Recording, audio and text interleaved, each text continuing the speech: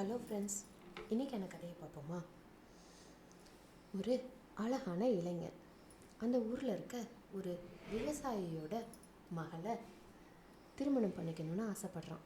உடனே அவங்க அப்பா கிட்ட போய் கேட்குறான், உங்கள் மகளை எனக்கு ரொம்ப பிடிச்சிருக்கு, நான் கல்யாணம் பண்ணிக்கணும்னு நினைக்கிறேன், எனக்கு கல்யாணம் பண்ணி கொடுங்க அப்படின்னு. உடனே அந்த விவசாயி சொல்கிறாரு, நீ என் பொண்ணை கல்யாணம் பண்ணிக்கணும்னா ஒரே ஒரு கண்டிஷன் தான், நான் வளர்க்குற 3 மாட்டில் ஏதாவது ஒரு மாட்டோட வாலை நீ பிடிச்சிடணும். நீ அந்த மாட்டோட வாலை பிடிச்சிட்டின்னா உனக்கு நான் என் பொண்ணை கல்யாணம் பண்ணி கொடுக்குறேன் அப்படின்னு சொல்கிறாரு. இளைஞனும் ஒத்துக்கிறான். சரின்னு சொல்லிட்டு முதல்ல கதவை திறந்து மாட்டை வெளியில் விடுறாங்க.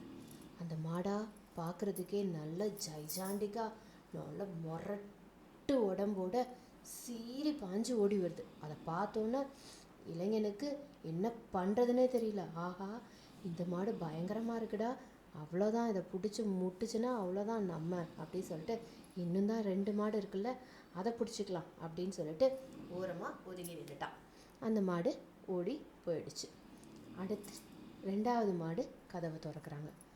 அந்த மாடை பார்த்தா பயங்கர கொம்போட நல்ல திமிரோட மாட்டை விட இன்னும் வேகமாக ஓடி வருது.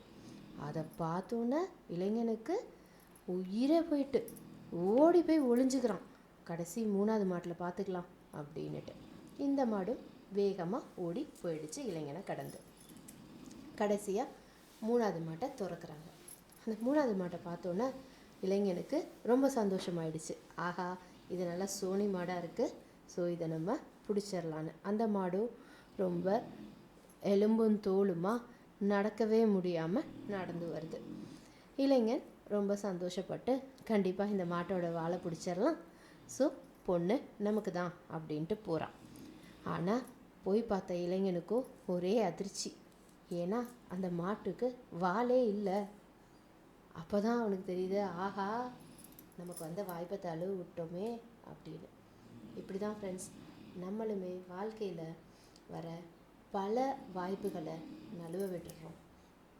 அதை ட்ரை கூட பண்ணாமல் அதோட தோற்றத்தை பார்த்தே பயந்து எத்தனையோ விஷயங்களை நழுவ விட்டுட்டு கடைசியில் கிடைச்சதை வச்சு ஒப்பைத்திக்கலாம் அப்படின்னு நினைக்கும்போது தான் தெரிய வருது, அதில் நமக்கு தேவையானது இல்லவே இல்லைன்னு. யோசிங்க, எப்போவுமே வாய்ப்புகளை தவற விடாதீங்க. ஒரு சில வாய்ப்புகள் எளிமையாக கிடைச்சிடும், ஒரு சில வாய்ப்புகள் கடுமையாக கஷ்டப்பட்டால் தான் கிடைக்கும். எப்போவுமே கிடைக்கிற வாய்ப்புகளை யூஸ் பண்ணிப்போம். Thank you friends. இந்த கதை உங்களுக்கு பிடிச்சிருக்குன்னு நினைக்கிறேன். பிடிச்சிருந்ததுன்னா லைக் பண்ணுங்கள், ஷேர் பண்ணுங்கள். நம்ம சேனல் இன்னும் சப்ஸ்கிரைப் பண்ணலைன்னா சப்ஸ்கிரைப் பண்ணிக்கோங்க. தேங்க்யூ.